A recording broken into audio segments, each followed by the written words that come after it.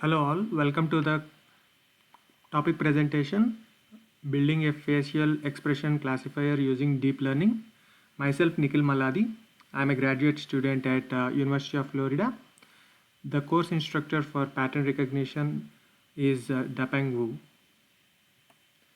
Here is the outline of the course of the topic I'm going to discuss. I'll be briefly talking about the introduction of the emotional classification, the problem description, some of the advantages of this classification model, and the approach we are going to take to build a successful classification model, the dataset we used, and we'll be also talking briefly about the other works and conclusion.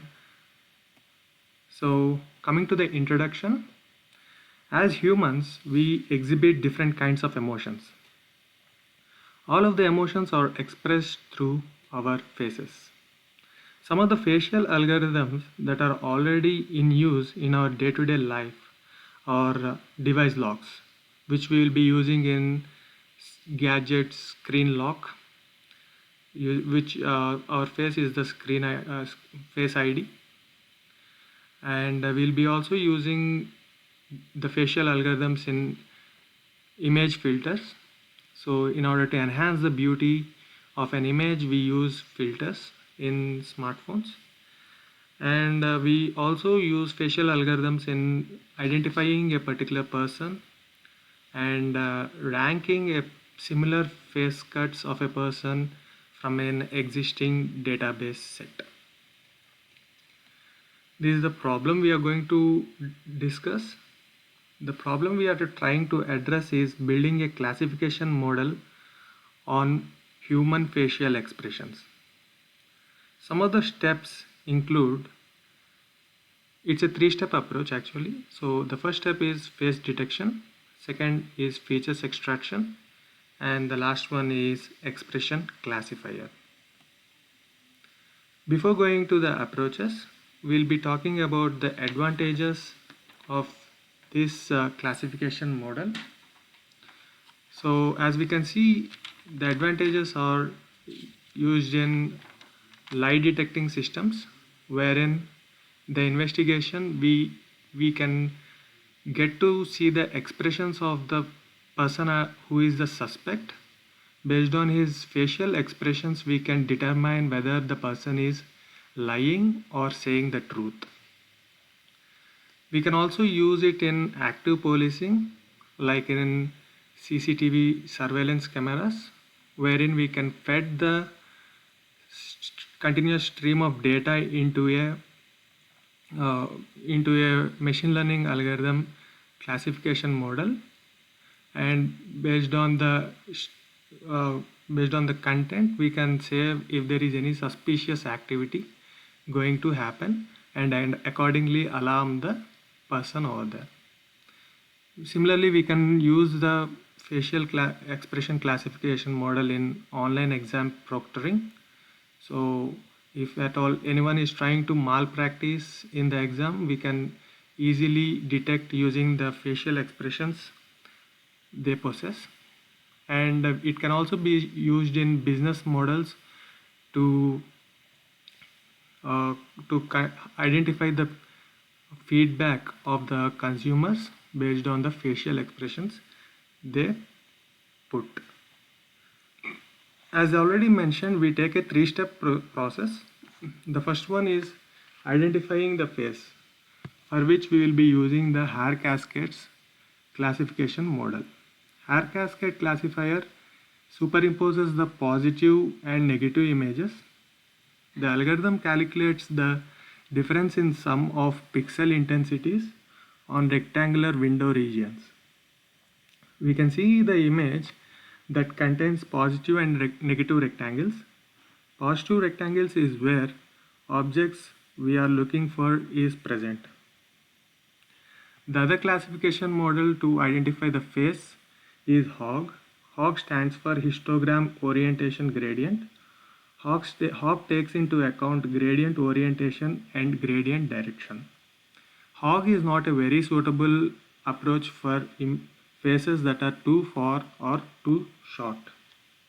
The second step is feature extraction.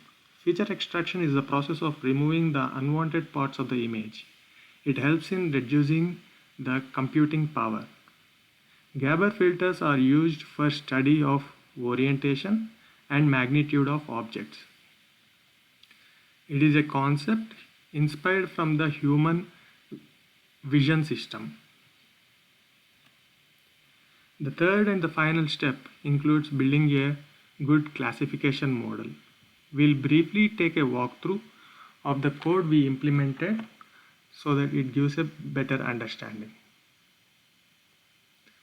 So here is the code of the emotional classification model we implemented. So we connected our Google Colab notebook to a dataset using our Google Drive. So we are mounting the Google Drive here. So we are using the TensorFlow, Keras API, NumPy in order for the backend processing.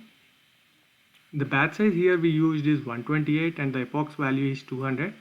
However, this is only for for experimental observations.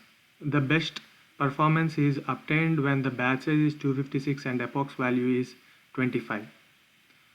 The details of the results are posted in the document. So here is the code, and here are the convolutional layers we have defined and the activation functions we have used. We are not flattening the image from the dataset. This is the original size of the image that we receive from the dataset. These are the training losses when we perform the training. So these are the training losses, and accuracy is achieved to be 97%, but here we can see it's 93 because like it's for epoch value 200 and the batch size is 128. This is for experimental purpose we have used it. So this is the model result we achieved for an image which shows fear. So the classification model has correctly identified that the emotion the image possesses is really a fear. The hair cascade classification model is used here as an XML file. The XML file contains the positive and negative images. So here is the face data which will be loading. So this is pretty much about the code. We'll be moving to the presentation. So this is the code and the implementation part we have taken. So we'll now discuss about the dataset. The dataset we used is published in International Conference for Machine Learning and contains images in sizes of 48 by 48 pixel grayscale images. The classification is basically done in 7 ways. As we can see, angry, disgust, fear, happy, sad, surprise, and being neutral, wherein the face expression is not leaning towards any of the other expressions. Some works that can be further carried out in this research are testing the data on large data set and testing the data with multiple faces in one single image. So I'll be taking this up as a learning to observe further details about this code implemented.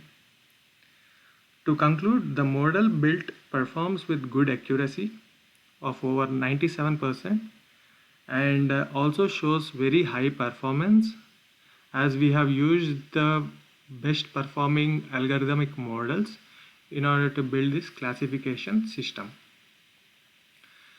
So further details about the results are detailed in the project report submitted. Thank you for attending the presentation. Have a great day.